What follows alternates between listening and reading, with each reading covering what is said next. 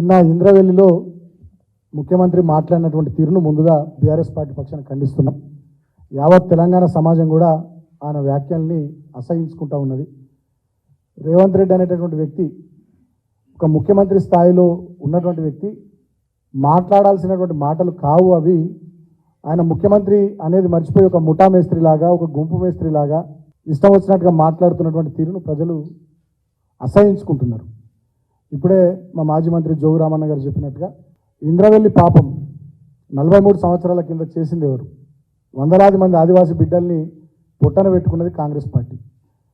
మీ రక్తపు చేతులతోని ఇవాళ ఏదో 10 మందికో 15 మందికో పట్టాలు ఇవ్వగానే ఆ మరకలు మాసిపోవు. ఆ గుర్తుల్ని ఆదివాసీ బిడ్డలు, ఆదిలాబాద్ జిల్లా బిడ్డలు మర్చిపోరు. చంపినోళ్ళే సంతాప సభలు పెట్టి 4 కన్నీటి బొట్లు గార్చినట్టుగా చిలక పలుకులు నిన్న పలికిండ్రు.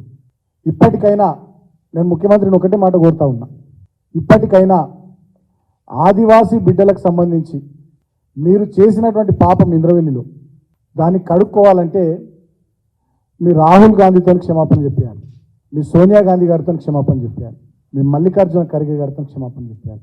నువ్వు క్షమాపణ చెప్పుడు కాదు.